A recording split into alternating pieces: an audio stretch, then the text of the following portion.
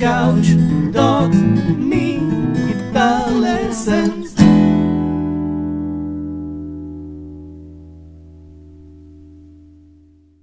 Hey there, Lickin' Riffers, how are you doing? I'm Asaf Levavi and I welcome you to lesson number 8 in Finally Understanding Chords, the 10-lesson chord theory masterclass course right here on Lickin' Riff, in which I give away all of the guitar neck secrets and methodology about guitar chords. Very in-depth, so if you haven't watched the previous lessons, including the introduction, I strongly suggest you take a break from this lesson right now before we delve into jazz chords. Because you'll need to know what I taught there, including this, the embellishment table. Okay, if this means nothing to you, then by all means go watch the introduction and get what this is, because we're gonna discuss a lot of this in this lesson. Okay, nothing will make sense if you don't get the table below. Okay, so we've been discussing everything from simple minor and major chords to embellishments and to the caged method. Now, in the caged method, remember where I gave you the shortcut, where if you have a bass note on the 5th string, let's say this, okay, E flat, then in front of it you have the A shape, and behind it you have the C shape, okay, C and A, both shapes that share one bass note. This is going to be the basis to everything I'm going to show you, so get ready. There's no easy way to explain jazz chords. It's a very convoluted system, but I'm going to try my best, and we're only going to discuss why the chords look the way they do, how to find the chords themselves, and how to understand what's going on when you see a jazz chord with all those numbers. Okay, we've already gone through a little bit of complex harmony throughout the lessons, but this is gonna focus around jazz chords, chords like this or like this, okay, and all sorts of harmonies. This chord, everything you can think of in terms of jazzy chords. Now, what gives those jazzy chords their sound? Strictly speaking, no repetition. Usually in a jazz chord, you're looking for individual notes without any octaves of notes repeating themselves. For example, in C, you have C and C, you have E and E. In E, you have, and all its derivatives, okay, you have 3 notes, just octaves apart, okay? There's no such thing in jazz chord theory. And that's why they sound so neat in such a blocky kind of way. So the C shape, which is our basis. Okay, let's start here with C on 5, 6, and 7, which is this. It's E. Okay, and we've already discussed C7. Okay, now 7. The dominant 7, okay, a major chord with a minor 7. Remember lesson number 2, I think. A 7th note, a dominant 7th note. That's the basis for everything in jazz. You build on that. For example, if you have a 9th chord, a dominant 9th chord, then you have the 7th in there and the 9th in there. So let's build that chord. Okay, remember this is C, so we have the 1, the 3, instead of the 5 now we have 7, so then we have 8. And if this is 8, so 8, flat 9, 9, and this is dominant 9. Okay, now the interesting thing here is what happens when you take the 9 up a fret. Okay, this is supposed to be the minor 3rd, but we're playing a major chord. And this is where things get a bit convoluted, as I said before. We're playing a major chord. Remember, this is the major 3rd. So why do we play the minor 3rd? The thing is, we don't call it a minor 3rd. Because we're playing a major chord, this becomes a sharp 9. So if this is 9, then this is sharp 9. And this is a really cool chord.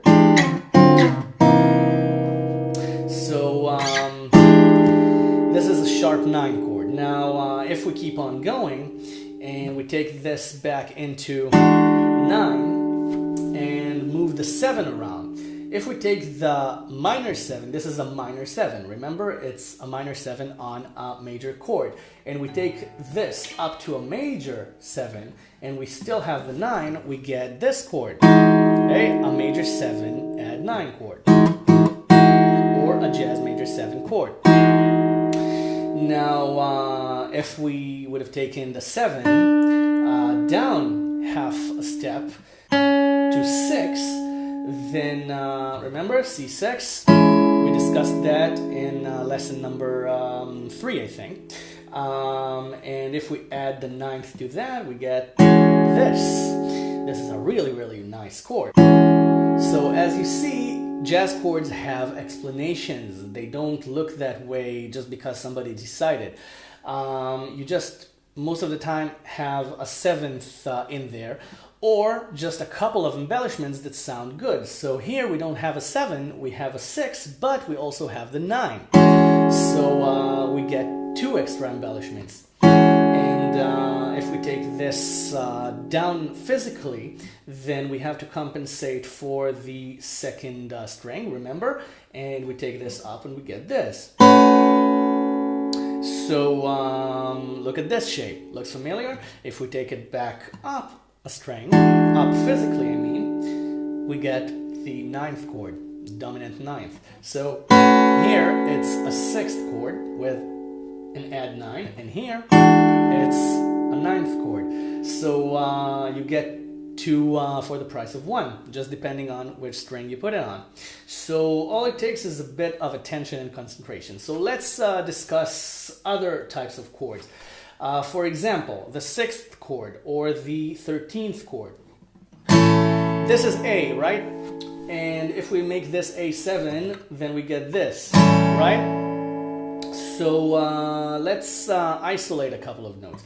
The bass note, the 7th, and the 3rd, okay? No 5th. This is why the jazz 7th chord looks like this. Okay, they just chose the 1, the 3, and the 7 instead of 1, 5, 3, which is a normal chord. Now what about the 13? Remember, 6 is 13. We've been talking about this from the start. 2 is 9, 4 is 11, 6 is 13. So we have 5 over here, remember? We have 1, 5, 8, 3, 5. So 5, sharp 5, 6.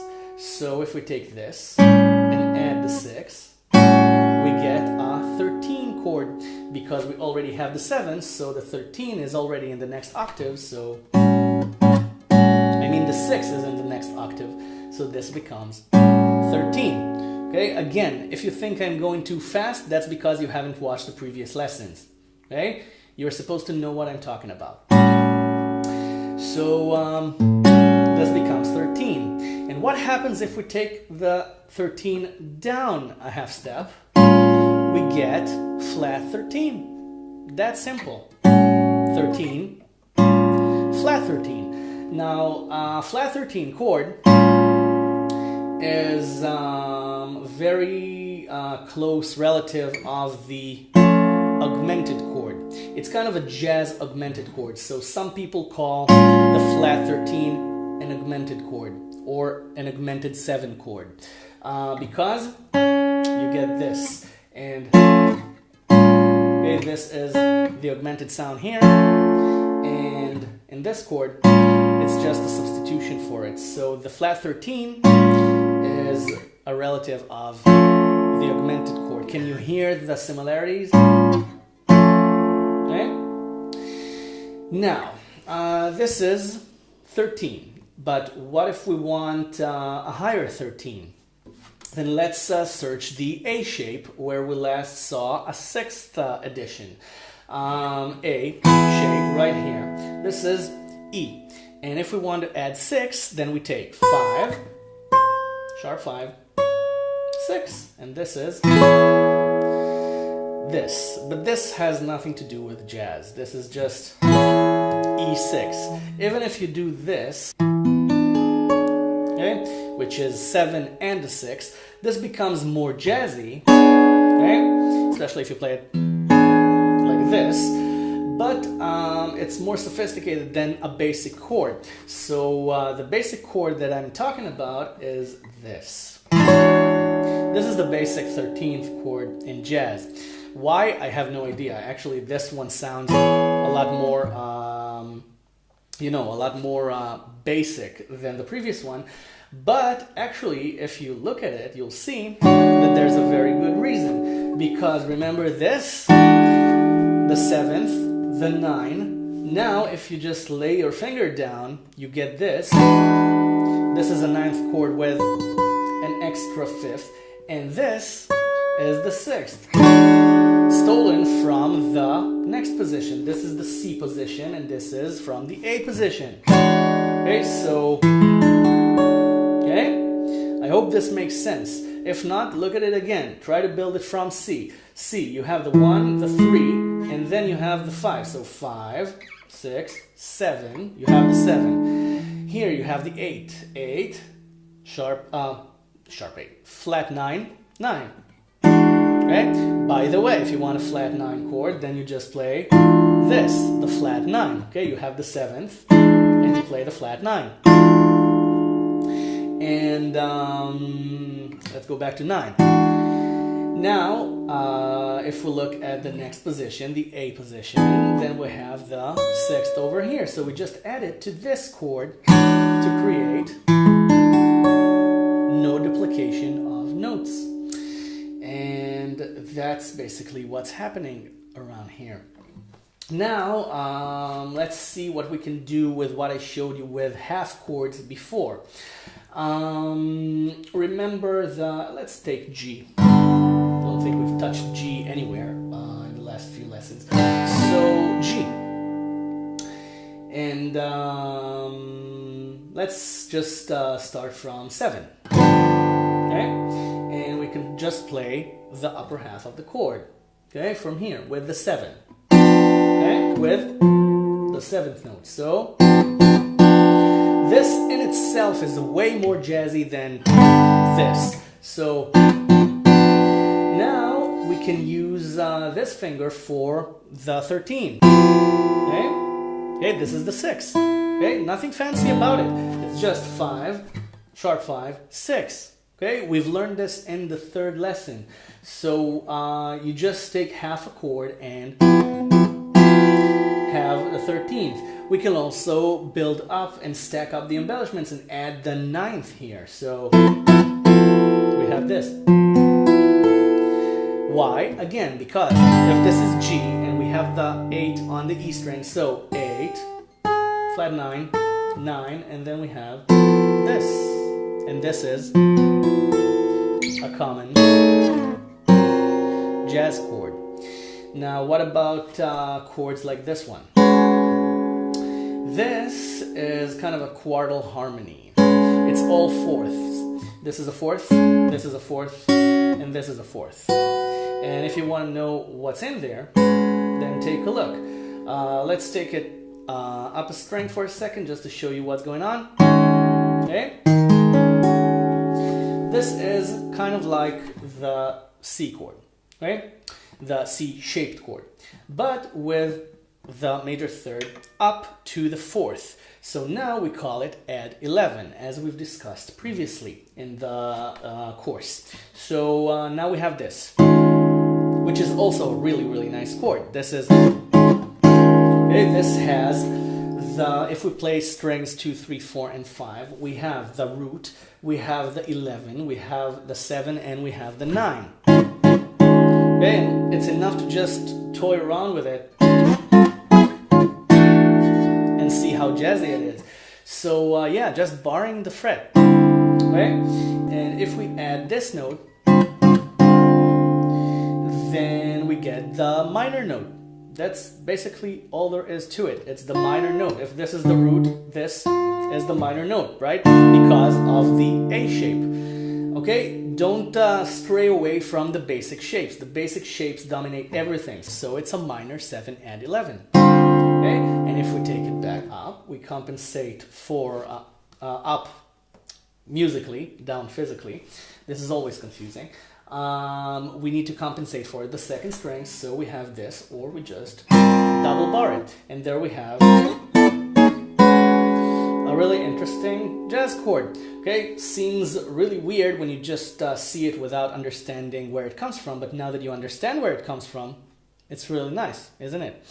And the same goes for this chord. Okay, you can just let go of the bass note and just play it like this.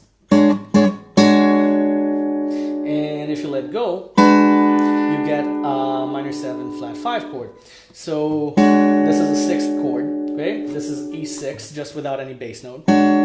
But this is G sharp minor 7 flat 5, because this is G sharp, this is the octave, and this is the chord. And we've learned this chord in the diminished and augmented lesson. So I hope you start seeing that everything is just stacking embellishments in an interesting way. That's basically all there is to it. So for example, if we take this chord, it's a minor 7 flat 5 chord, a half diminished chord. But what if we decide that this is a B chord? Then suddenly it becomes a 9th chord, because if the bass is here for B, then listen to it now. Suddenly it sounds very bluesy. Suddenly there's no weirdness about it. So it's a 9th chord without the bass note. Okay, why? Because 1, 3, 7, 9, 5. Okay? Just without the bass note. And this is the idea behind jazz chords. And I know this takes a lot of time to get used to. This takes a lot of practice. So just watch this lesson over and over again if you need to. And the final chord that I want to touch is this chord. Okay, this shape. And even this shape, which is really, really cool. It's a beautiful chord. Or, okay, it has this really weird second in there, but you'll learn to love those. So what's going on over here? If you play this, let's take B minor. And we just play strings 2, 3, and 6, we get this. And the note on the E string when we bar the chord is the root, the 8, remember? So if we take it down, instead of toying around with it and playing upwards in the frets, and we take it down, we get the major 7 and the minor 7. So we can get this as a minor 7 chord. And if we want the major note, then this note becomes a major 3rd, because that's where it is in the chord. So this is a 7th chord, and this is a major 7 chord. Once again, because 8, major 7, 7. So if we have a major chord, right, then this would be the major 7, this would be the 7th. Okay, a major chord with a 7th note, a minor 7th, a dominant 7th chord. And if it's a minor chord, then minor 7 and minor major 7.